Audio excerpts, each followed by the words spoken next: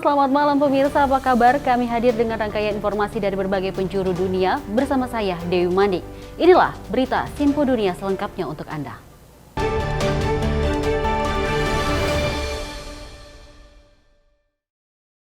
Pemirsa, informasi utama kita, pemerintah Amerika Serikat mengajukan rencana pengiriman senjata senilai 1 miliar US dollar lebih ini ke Israel. Paket baru tersebut dilaporkan terdiri atas kendaraan taktis, amunisi tank, dan peluru mortir. Tapi Amerika Serikat menyetop pengiriman bom untuk menekan Israel agar tidak melancarkan serangan berskala besar ke Rafah. Bersamaan peringatan 76 tahun Nakba atau bencana tahun 1948, saat sekitar 760.000 warga Palestina terusir dari tempat tinggalnya, menyusul pendirian negara Israel. Pemerintahan Presiden Biden dilaporkan telah memberitahu sejumlah anggota Kongres mengenai rencana pengiriman senjata dan amunisi senilai 1 miliar dolar ke Israel. We've always said that the president believed, obviously, the commitment, and we do as well, to Israel's security is ironclad, and we want to make sure that they have what they need, Israel has what they need to defend themselves against their enemies, including Hamas. And so we've always been very clear about that. And when it comes to transfer of weapon systems, they're continuing, aside from that one shipment that we paused last week, the 500 and the 2,000 pound unguided munitions. So that is where we are at this moment. Kebijakan Biden ini disayangkan organisasi advokasi pro-Palestina. Our problem with the U.S. is not that it's going after Hamas. Our problem with the U.S. is that it is enabling Israel to commit a genocide in Gaza. That's where the issue is. Menurut staf Kongres, rencana penjualan senjata ini sepenuhnya baru.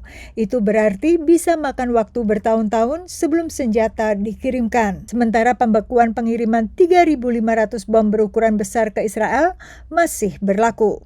Untuk menyelamatkan warga sipil di Gaza, pemerintahan Biden terus mengupayakan para pihak untuk kembali ke meja perundingan yang saat ini menemui jalan buntu. Menurut juru bicara Departemen Luar Negeri Amerika Serikat, Menteri Luar Negeri Antony Blinken mengadakan pembicaraan telepon dengan Menteri Luar Negeri Turki, Hakan Fidan, untuk membahas upaya mencapai gencatan senjata segera yang akan menjamin pembebasan sandera dan membantu meringankan penderitaan warga Palestina di Gaza, serta menjamin perdamaian yang langgeng dan abadi di kawasan. Menurut Perdana Menteri Qatar Sheikh Mohammed bin Abdulrahman Al Thani, pembicaraan mengenai gencatan senjata di Gaza menemui jalan buntu karena operasi Israel di Rafah. And we believe that as long as the war is ongoing and there is a need for the communication, there is nothing to be entertained in that area. Sementara pemimpin Hamas mengatakan kelompoknya tetap pada tuntutan bahwa kesepakatan gencatan senjata harus mengakhiri perang di Gaza. Buntunya perundingan gencatan senjata menurut analis karena kurang jelasnya pesan Amerika Serikat, terutama mengenai rencana Israel melancarkan operasi militer berskala besar di Rafah di Gaza Selatan. There's been some mixed signals from the administration. Sometimes it seems like they're against anything in Rafah. Sometimes they say, no, we're not against, but we just haven't seen the right sort of plan. So I think that this needs to be clarified. Di Tel Aviv, pemerintah Israel mendapat tekanan dari warga yang menuduh Perdana Menteri Benjamin Netanyahu mengobarkan api kekerasan di Palestina. Belum diketahui kapan Hamas dan Israel akan kembali ke meja perundingan. Sementara Gedung Putih belum mengonfirmasi kunjungan penasihat keamanan nasional Amerika Serikat ke Arab Saudi untuk mengupayakan kelanjutan perundingan. Dari Washington DC, Yuni Salim dan tim VOA. Dan informasi berikut ini, pemirsa, Dewan Perwakilan Rakyat Amerika Serikat dikuasai Partai Republik meloloskan RUU yang mendesak pemerintah Presiden Joe Biden melanjutkan pengiriman senjata ke Israel pekan sebelumnya. Joe Biden menangguhkan pengiriman bom ke Israel untuk memastikan adanya perubahan strategi serangan Israel dalam perang yang telah berlangsung selama 7 bulan ini. Israel semakin intens menembaki wilayah utara Gaza. Pekan lalu di saat perdebatan tentang bantuan AS untuk Israel makin memanas di Kongres AS, DPR AS meloloskan RUU yang mendesak Presiden Joe Biden untuk melanjutkan pengiriman bantuan militer ke Israel setelah penangguhan selama sepekan. Ketua DPR AS menyebut penangguhan ini sebagai pertanda pemerintahan Biden menarik dukungannya untuk Israel. His actions are doing exactly the opposite. This is a catastrophic decision with global implications. It is obviously being done as a political calculation. Gedung Putih mengesahkan transfer senjata senilai $1 miliar pekan lalu dan menegaskan penundaan pengiriman senjata tidak mengubah aliansi AS dengan Israel. The president believed, obviously, the commitment, and we do as well, to Israel's security is ironclad, and we want to make sure that they have what they need, Israel has what they need to defend themselves against their enemies, including Hamas. Penundaan pengiriman senjata ke Israel yang dilakukan oleh pemerintahan Biden meliputi penjualan 3.500 bom dengan berat antara 1/4 hingga 1 ton. Penundaan sementara yang dilakukan Gedung Putih didasarkan atas kekhawatiran akan semakin banyaknya korban yang berjatuhan jika Israel melakukan invasi skala besar ke Rafah yang merupakan tempat pengungsian warga Palestina saat ini. Sejumlah Dewan Rakyat Partai Demokrat, partai pendukung Biden, mengkhawatirkan dukungan AS terhadap Israel. Prime Minister Netanyahu has ruined the world's support. He's done so by not focusing on the hostages, but by allowing his military to bomb hospitals, ambulance convoys, people's homes, to take out journalists, aid workers, including Americans. The moral compass does not bend in favor of one nation regardless of what it does. Pemerintahan AS kerap berupaya untuk menyeimbangkan dukungan terhadap demokrasi Israel dan pertanggungjawaban atas tindakannya, menurut pemerhati sejarah AS. It's not as though the U.S. has never put any strings on the kinds of support we have given to Israel through the 50s, 60s, 70s, 80s, and up till now. So presidents like Eisenhower and Ford and Reagan, Republicans particularly, have had to go back to Israel to say, we're not pleased with what we see you're doing in the Middle East. Meski lolos DPR yang dikendalikan Partai Republik, kecil kemungkinan RUU ini akan disetujui Senat yang mayoritas anggotanya dari Partai Demokrat. The United States should not take part in an assault on Rafah that is going to result in thousands of innocent civilians being killed and worsen the humanitarian nightmare that exists inside Gaza. That is a moral and strategic disaster for both the United States and Israel. Kamis lalu, AS umumkan telah selesai membangun dermaga lepas pantai untuk menyalurkan bantuan kemanusiaan penting bagi warga sipil Palestina. Dari Washington DC, Virginia Gunawan dan tim VOA. Kabar seputar surat penangkapan pemimpin Israel terkait perang melawan Hamas pertama diungkapkan Perdana Menteri Israel Benjamin Netanyahu beberapa pekan lalu. Dan akhirnya baru dibenarkan penuntut Mahkamah Pidana Internasional atau ICC. Amerika Serikat kembali pertanyakan yurisdiksi ICC.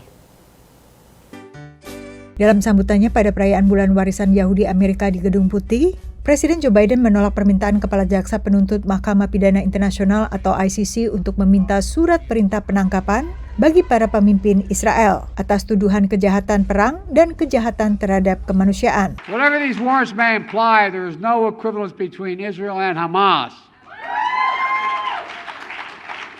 And it's clear Israel wants to do all it can to ensure civilian protection. But let me be clear. Contrary to allegations against Israel made by the International Court of Justice, what's happening is not genocide. We reject that.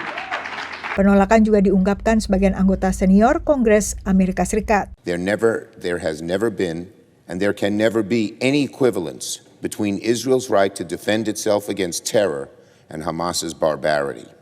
The ICC's decision seeking warrants against Israeli leaders is not only shameful, but also fails to follow protocol and process in a country where it has zero jurisdiction. Namun tidak semua anggota Kongres menolak rencana ICC, termasuk Senator Independen Bernie Sanders yang justru mendukung langkah ini. Selain Perdana Menteri Israel Benjamin Netanyahu, surat penangkapan juga ditujukan bagi Menteri Pertahanan Yoav Gallant. Israel, like all states, has the right to defend its population. It has every right to ensure the return of hostages that have been criminally and callously taken. Those rights, however, do not absolve Israel of its obligations to comply with international humanitarian law. Kepala Jaksa Penuntut ICC juga mengupayakan surat penangkapan bagi 3 pemimpin Hamas, Yahya Sinwar, Muhammad Deif, dan Ismail Haniyeh. Perlu waktu beberapa minggu atau bahkan beberapa bulan bagi Majelis Hakim Mahkamah Pidana Internasional atau ICC untuk memutuskan apakah akan menerbitkan surat perintah penangkapan. Bila dan begitu surat perintah penangkapan diterbitkan, maka 2 pemimpin Israel dan 3 pemimpin Hamas dalam surat penangkapan terancam ditangkap bila mereka berkunjung ke salah satu dari 124 negara anggota ICC. Palestina sudah menjadi negara anggota ICC sejak 2015, sementara Amerika Serikat maupun Israel bukan anggota. Now, Israel's not a member of the ICC. It doesn't recognize its jurisdiction, but the mere talk of arrest warrants already is threatening to deepen Israel's diplomatic isolation over this war. And down the road, if those warrants are issued, Israeli leaders, including Netanyahu and his defense minister, could face the threat of arrest if they travel abroad. Saat ini Yahya Sinwar dan Muhammad Deif diyakini bersembunyi di Gaza. Sementara Ismail Haniyeh bermarkas di Qatar yang juga bukan anggota ICC. Pada saat yang sama Haniyeh kerap keluar negeri untuk bernegosiasi mewakili Hamas. Dari Washington DC, Yuni Salim dan tim VOA. Informasi selanjutnya pemirsa, Zimbabwe menghadapi puncak musim paceklik dengan 2,7 juta orang di negara ini menghadapi rawan pangan akibat buruknya panen. Menurut Program Pangan Dunia, warga di Zimbabwe Barat Daya bahkan memerlukan bantuan pangan sebelum kekeringan melanda, dan pemerintah minta tambahan bantuan internasional. Tanaman di daerah Mangwe di Zimbabwe Barat Daya ini layu akibat terik matahari. Para petani di sini akan menjadi bagian dari warga Zimbabwe yang memerlukan bantuan hingga tahun depan. Salah satunya adalah ibu dari 3 anak ini. Isimo sama sezilimo zami kuchile vela angikwazi ukuthi kusafika next year siyabe singaphi ngavele wahle wacha kungaka so awuzange kunethwe.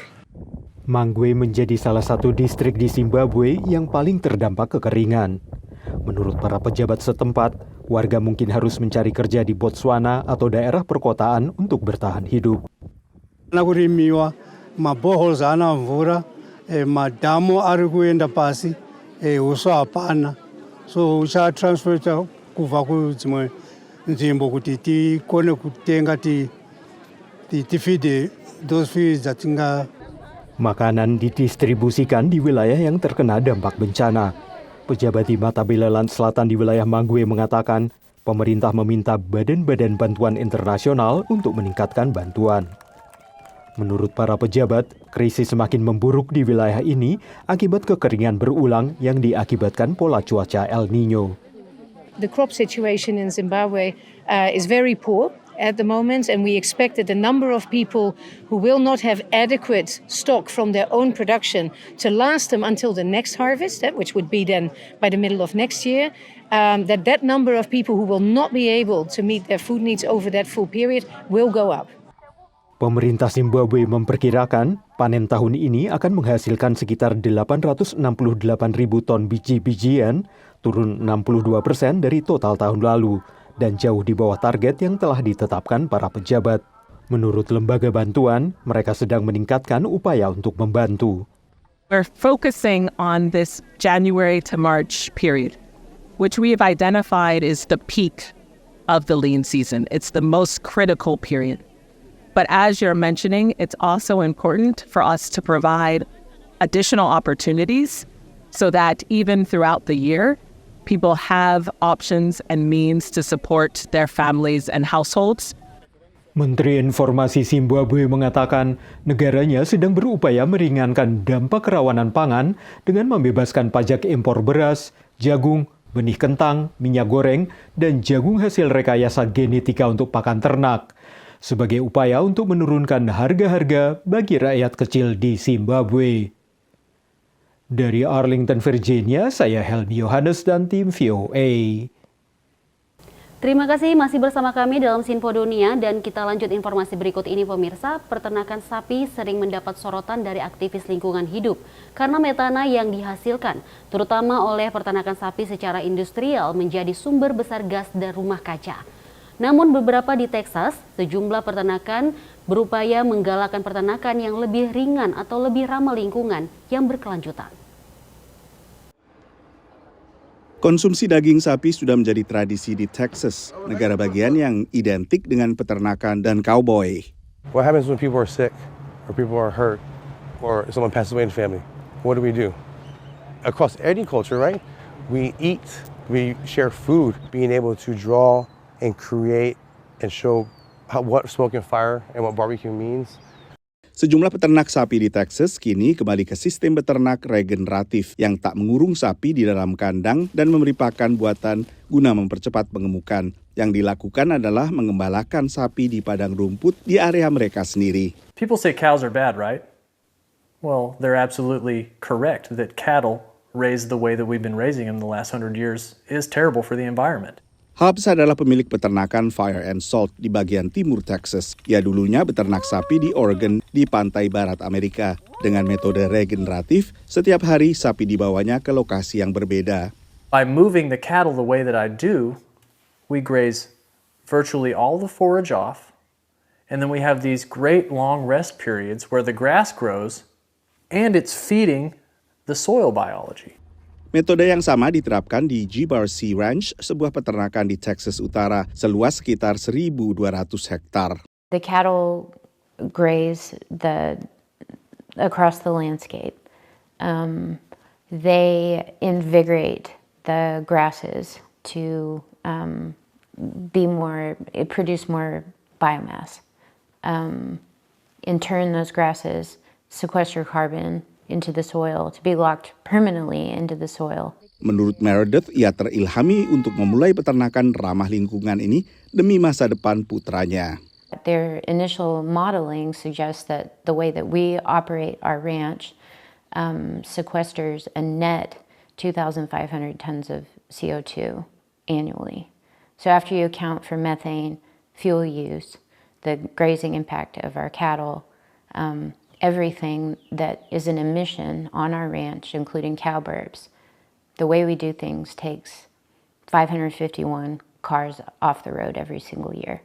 Para peternak regeneratif yakin ada cara untuk mempertahankan peternakan sapi yang berkelanjutan dan minim jejak karbon. Konsumsi daging sapi sempat memuncak di Amerika Serikat pada tahun 1970-an. Tapi posisinya kemudian tersalip oleh daging ayam yang saat ini menjadi daging favorit bagi konsumen di Amerika Serikat. Tapi tetap saja peternakan sapi, terutama bila dilaksanakan secara industrial, terus mengundang sorotan karena dampak lingkungannya yang besar. Dari Washington DC, saya Nova Purwadi dan tim VOA. Para petani di Namibia ini menebang banyak pohon akasia yang invasif untuk membuka padang rumput bagi ternak mereka. Kini sebuah perusahaan memanfaatkan substrat pohon-pohon yang ditebang tersebut beserta jamur miselium untuk membuat batu bata yang sangat kuat dan ramah lingkungan. Berikut informasinya. Hilma Nashandi menanam jamur di Mycohep di Breakwater, sebelah utara ibu kota Namibia, Windhoek. Perusahaan ini menjual jamur di toko-toko retail.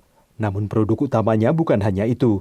Jamur miselium yang mirip akar ini tumbuh di substrat pohon akasia invasif yang kemudian digiling menjadi serbuk gergaji. So the mycelium in the substrate form a bond.